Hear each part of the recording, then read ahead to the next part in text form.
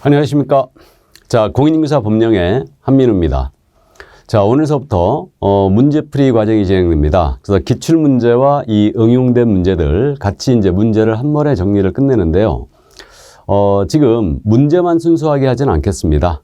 그래서 이론을 정리 이제 압축을 하고요. 그 다음에 이제 문제를 같이 정리를 합니다.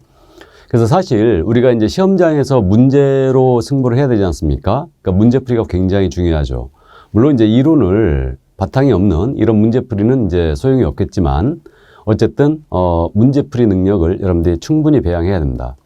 그래서 뭐 중개사법 같은 경우는 사실상 여러분들이 뭐 이론을 정리하는데 크게 어려움이 없어요. 다만 이제 암기를 한다는 부담이 좀 있죠. 근데 이제 문제를 여러분들이 적응하시면서 그 숙성을 시켜야 됩니다. 그래서 지속적으로 문제는 반복하면서 연습을 해주고요. 그다음에 이제 이 문제가 조금 부족할 수도 있긴 있는데 이제 앞으로 이제 보충 그런 것들이 이제 되니까요. 문제를 여러분들이 정리를 꼭 해주시기 바랍니다. 그래서 뭐 우리가 시작이니까요. 우리 이제 테마죠. 그러니까 스페셜 에듀의 테마인데 문제가 이론을 강하게 완성시킨다. 아주 명언이죠. 그러니까 문제를 풀음으로써 또 이론을 이해하고 그다음에 이론을 암기하면서 이게 어떻게 적용이 되는가 이걸 연습하는 거죠.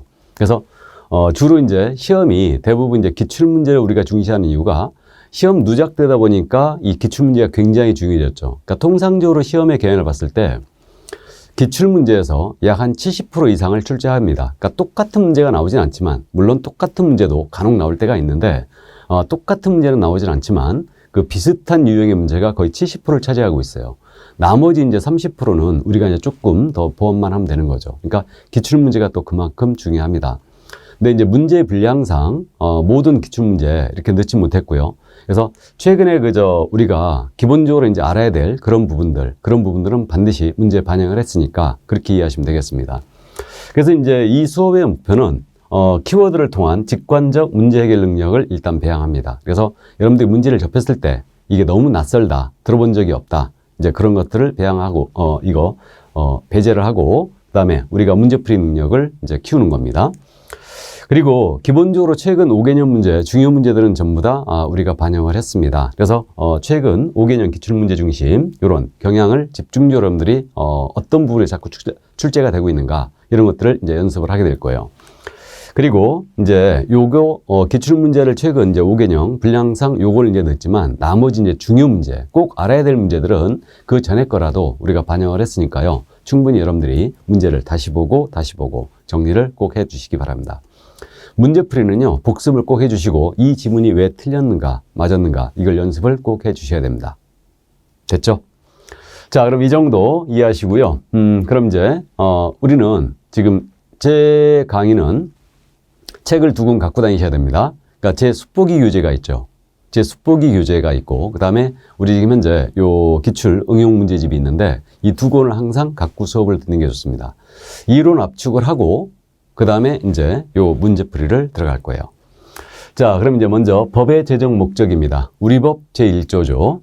이거는 지금 현재 21회가 마지막 출제였지만 우리는 이런 것들도 커버를 합니다. 그러니까 숙보기 교재는 16페이지예요. 제 숙보기 교재 16페이지. 자, 이 법은 공인인증사 업무 등에 관한 사항을 정하는 거죠. 그리고 그 전문성을 제고합니다. 높이고 부동산 중개업을 건전하게 육성하여 국민경제 이바지함을 목적으로 한다. 그래서 여기서 주의할 점은 부동산 중개업을 육성한다는 거죠. 그래서 부동산 중개업을 육성함의 목적이 있는 것이지 부동산업을 육성함의 목적이 있는 것이 아니다. 요 점만 주의하면 되겠네요. 그래서 국민경제 이바지, 전문성 제고, 공인인증사 업무 등에 관한 사항을 정한다. 이건 쉽게 우리가 기억을 하고 있습니다. 자, 그럼 2조로 넘어갑니다. 용어의 정의입니다. 자, 이 부분은 지금 출제가 예상이 되는 부분이죠. 그러니까 용어의 정의는 정확하게 정리를 꼭 해두셔야 됩니다. 그러니까 6개의 용어의 정의를 모두 암기하고 있어야 되죠. 우리 숙보기 교재는 17쪽이고 이 부분은 이제 흩어져서 중개업 용어의 정의를 설명을 하는데 이제 전체를 한번 다 보겠습니다. 6개 용어의 정의 단순형 대비죠. 자, 먼저 중개라 함은 용어의 정의는 단순형에 대해서는 여러분들이 꼭 명심할 게 출발점을 꼭 기억하셔야 됩니다. 그게 아주 중요합니다. 그리고 핵심 키워드를 꼭 기억해야 되죠. 그러면 중개라 함은 제3조의 규정에 의한 중개대상물에 대하여 이 부분 기억하고 있어야 되죠. 제3조의 규정에 정한 중개대상물에 대하여. 이게 이제 키워드예요. 그러니까 법정 중개대상물이죠. 아니면 중개대상물에 대하여 이렇게 나와야 돼요. 다음에 거래 당사자죠. 거래 당사자 간에 매매교환 임대차 그 밖의 권리의 득실 변경인가 꼭 들어가야 돼요. 권리의 득실 변경한 행위를 알선하는 것을 말한다. 이게 중개다. 그죠? 네 가닥으로 나눴습니다, 우리가. 자, 그 다음에 이제 글자가 하나 늘었어요. 중개업입니다. 중개업은 세 글자니까 세 가지 요소다. 일단 다른 사람의 의뢰로 출발합니다. 이걸 꼭 기억해야 돼요. 다른 사람의 의뢰가 있어야 되고요. 일정한 보수를 받고, 그죠? 그 다음에 중개를 업으로 행하는 것이다. 이걸 꼭 기억해야 되죠. 그러니까 세 가지 요소. 자, 그래서 중개업은 다른 사람의 의뢰, 일정 보수를 받고 중개를 업으로 행하는 것. 이게 이제 키워드입니다. 자, 그 다음에 이제 개업공사라 함은, 자, 개업공사라 함은 어떻게 나와야 돼요? 개설 등록만 나와야 된다. 기억했죠? 이 법에 의한 중개사무소 개설 등록을 한 자라 말한다. 이 말이 꼭 나와야 됩니다. 자, 그리고 이제 공인인계사라 함은, 자, 이 법에 의하여 공인인계사 자격을 취득한 자를 말한다. 자격 취득이 나와야 됩니다. 이렇게 되고요. 그럼 이 법에 따른 자격 취득자니까 외국에서 공인인계사 라이선스를 취득한 자예요. 공인인계사가 아니죠. 그래서 이제 이 정도 이해하시고요. 자격 취득만 나와야 된다. 자, 이제 소속공사입니다. 소속공사는 말 그대로 기하자고 했어요. 그러니까 소속공사라 함은 개업공사에 소속된 이 말이 나와야 돼요. 공인인계사로서. 그죠? 그리고 이제 개업공사인 법인의 사원 또는 임원으로서 공인인계사인자를 포함한다. 아주 잘 묻고 있죠, 지금. 그래서 사원 임원 중에는 공인인계사인자가 3분의 1 이상은 있어야 되죠. 그들은 소공입니다. 그럼 소공의 종류는 직원인자가 있고 임원, 사원인 소공이 있죠. 두 가지가 있는 거예요. 자, 그리고 이제 중개 업무를 수행하거나 이 말이 들어와야 되죠. 중개 업무를 수행하거나 개업공사의 중개 업무를 보조하는 자를 말한다. 이렇게 나와야 돼요. 그러니까 소속공사는 소속된 공인인계사로서 중개 업무 수행하거나 보조하는 자. 이렇게 지금 나와야 되고요. 자, 중개보조원이에요. 그럼 중개보조원은 꼭 출발점 기억해야 됩니다. 공인인계사가 아닌 자로서. 그래서 공인인계사가 아닌 자로서 그러나 개업공사에 소속되어 단순 보조가 꼭 나와야 되죠. 중개사물에 대한 현장 안내 및 일반 사무 등 개업공사의 중개 업무와 관련된 단순 업무를 보조한 자를 말한다. 이겁니다. 그래서 이게 이제 용어의 정의 6개, 단순형 대비를 위한 암기사항이었습니다. 자, 그러면 이제 요 용어의 정의와 관련해서 중개업 관련 판례가 있었죠. 그래서 이제 중개업 관련 판례를 이제 보겠습니다. 그래서 숙법유효제는 17쪽에 있어요. 그래서 이제 판례들 쭉 정리를 해 나가는데 공인인계사 자격증, 등록증을 대여받아 운영하는 자가 의뢰인과 직접 오피스텔에 임대차 계약했습니다. 기억나세요? 우리 중개라는 것은 제3자적 입장에서 당사의 거래를 도와주는 거다. 근데 오피스텔 임차를 의뢰한 자와 직접 당사자로서 계약했다. 그러니까 키워드가 직접 당사자로서 계약을 해버리면 이거는 제3자적 입장에서 당사의 거래를 도와주는 게 아니죠. 그러니까 이거는 중개로 볼 수 없다라고 했어요. 중개로 볼 수 없다. 그죠? 자, 판례 이해해 두시고 다음 우리 중개 업무는 이건 한 번도 안 물어봤기 때문에 이해해 두시라고 했는데 중개 업무는 상법에서 정하고 있는 기본적 상행입니다. 그래서 우리 중개행위는 상행에 해당한다. 그리고 우리 중개행위는 사실행위다, 법률행위다, 사실행위다.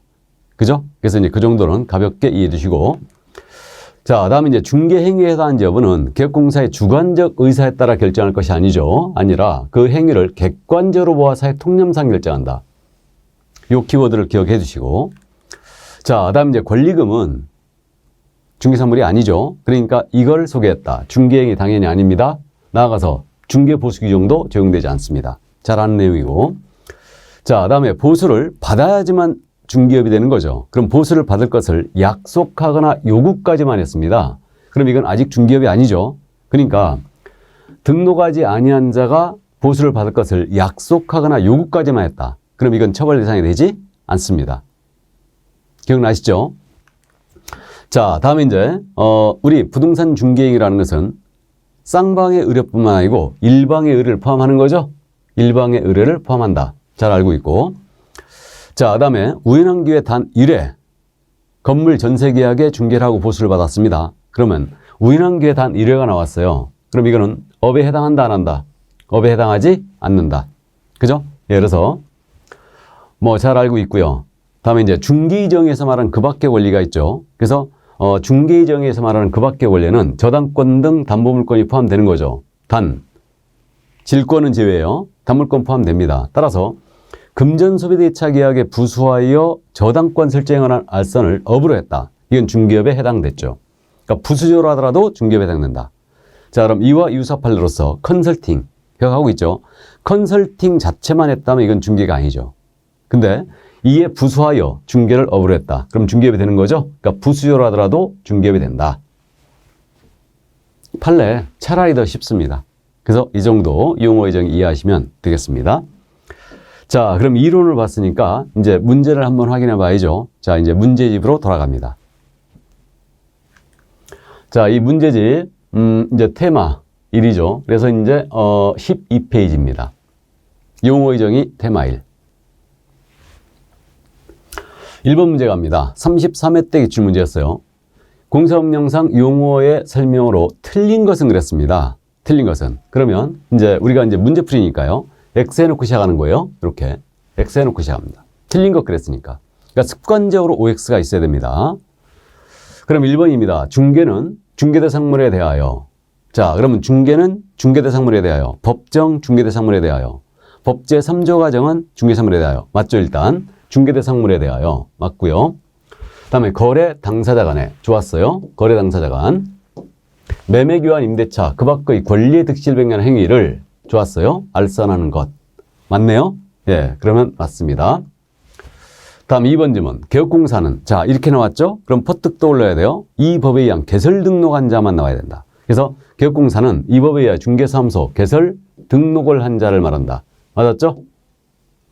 자, 3번입니다. 중개업은 다른 사람의 의뢰. 자, 중개업 이렇게 나왔죠? 그럼 다른 사람 의뢰 주면 꼭 기억해야 돼요. 다른 사람의 의뢰 일정 보수를 받고 중개를 업으로 행하는 것. 맞네요? 예, 그래서 역시 맞습니다. 자, 다음 4번이에요. 개업공사인 법인의 사원 또는 임원으로서 자, 사원 또는 임원으로서 공인중개사인자, 공인중개사인자는 소속 공인사에 해당하지 않는다. OX, X죠. 사원 임원 중에 공인중개사인자는 소속 공사 맞죠? 그래서 정답은 4번이 됐습니다. 우리를 무시한 아주 불쾌한 지문이죠. 근데 이 지문 엄청 잘 냅니다. 고맙게도. 그래서 임원 사원으로서 공인중개사인자는 소속 공인사입니다. 그래서 이제 4번 지문 정답이었고요. 5번입니다. 중개보조는 공인중개사가 아닌 자로서 자, 중개보조는 공사가 아닌 자 출발해야 되죠. 그러나 개업공사에 소속되어 고용되어 개업공사의 중개 업무와 관련된 단순 업무를 보조한 자를 말한다. 단순한 업무를 보조. 그러니까 현장 안내라든가 일반 사무가 빠졌다 하여 이 지문 틀렸다는 거 아니죠. 그러니까 단순 업무를 보조하는 자 맞습니다. 맞죠? 그러니까 요소 3가지. 아닌 자 소속되어 단순 업무 보조. 맞습니다. 그래서 정답은 4번이었어요. 자, 그러면 다음 문제 보겠습니다. 2번 문제요. 공인중개사 법령에 관한 내용으로 틀린 것은 그랬습니다. 다툼이 있으면 판례에 따른다. 그럼 틀린 것 했으니까 이제 역시 X 해놓고 시작하는데 30회 기출이었습니다. 1번입니다. 개업공사에 소속된 공인중개사로서 그죠? 중개 업무를 수행하거나 개업공사의 중개 업무를 보조하는 자는 소속 공인중개사이다. 맞나요? 그렇죠. 응용된 지문. 계속되고 있거든요. 예, 그래서 맞습니다.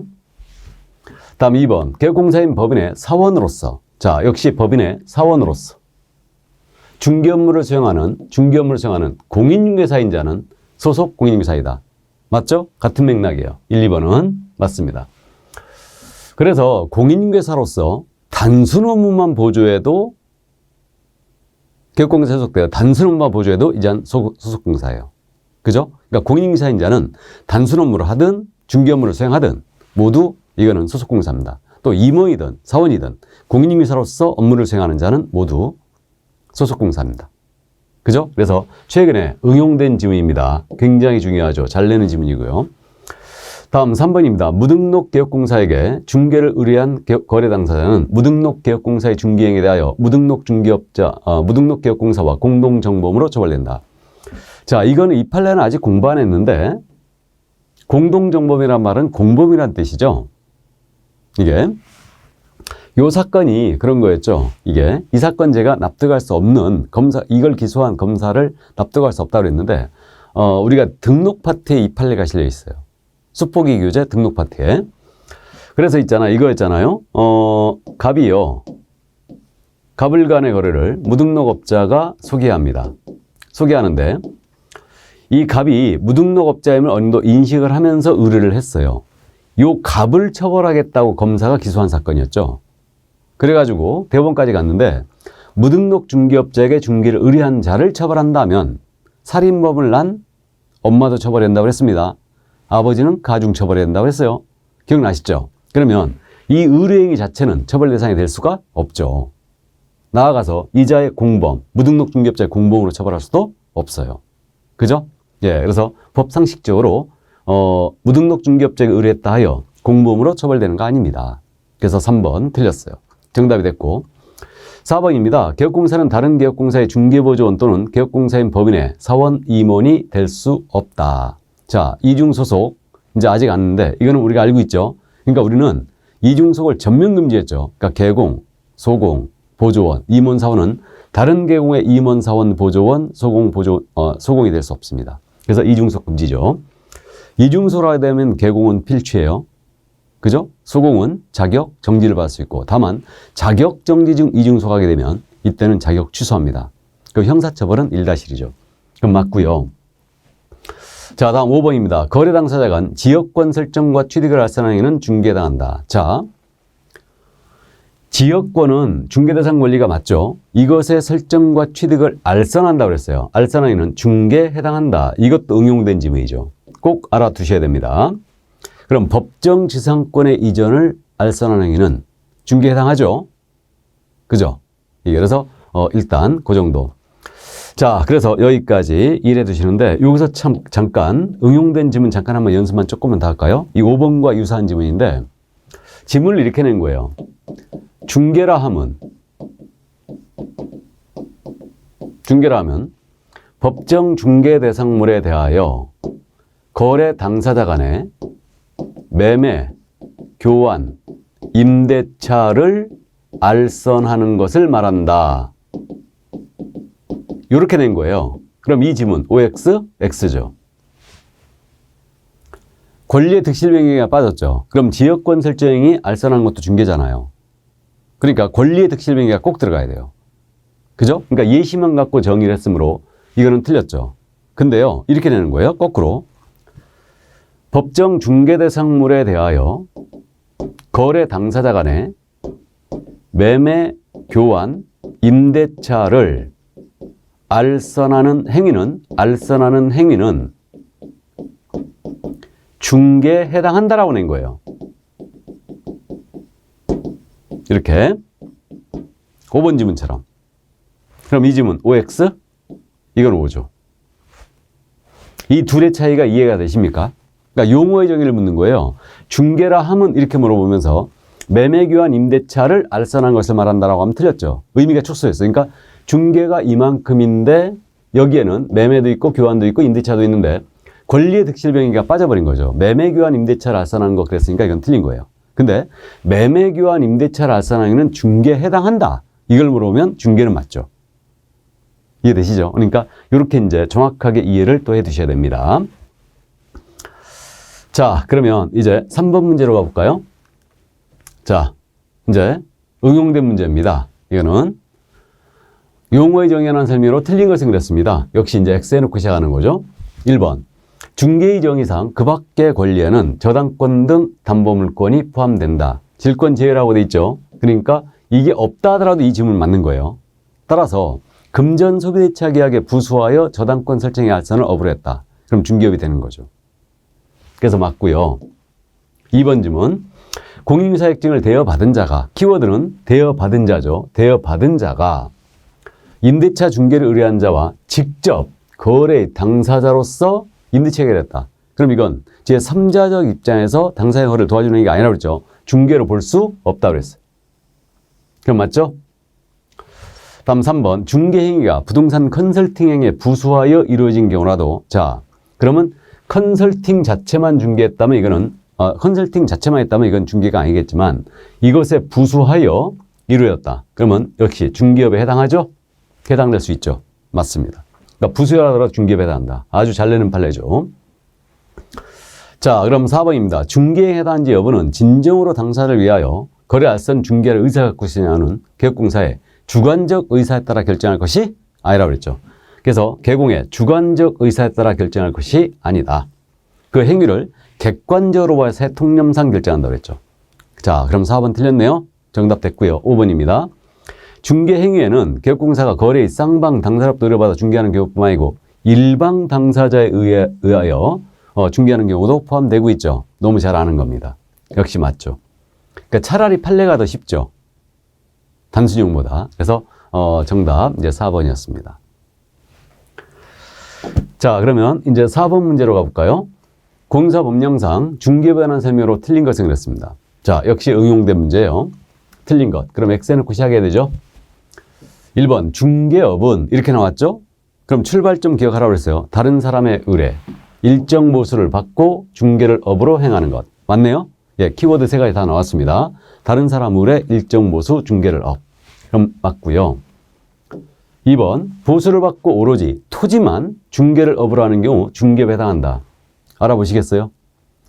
특정 중개대상물에 대하여 특정 행위만, 매매만 업으로 했다. 그러면 이것도 중개업에 해당되죠. 매매 중개만 업으로 했다. 그럼 이것도 중개업입니다. 그죠? 예, 그래서 맞습니다. 다음 3번님은 중개사무소에 개설 등록을 하지 않은 자가 일정 보수를 받고 중개를 업으로 행한 경우 중개업에 해당한다. 그러면 중개업 정의는 다른 사람의 의뢰 일정 보수를 받고 중개를 업으로 하면 중개업이 되잖아요. 그럼 등록하지 아니한 자가 이렇게 중개를 업으로 하면 중개업에 해당하는 거 맞잖아요. 그죠? 예, 맞습니다. 중개업에 해당하죠. 등록을 하든 안 하든. 그러니까 등록한 자가 중개사무소를 소개했든 등록하지 않은 자가 중개사무소를 소개했든 모두 중개고요. 중개업이 될 수 있죠. 예, 그래서 맞고요.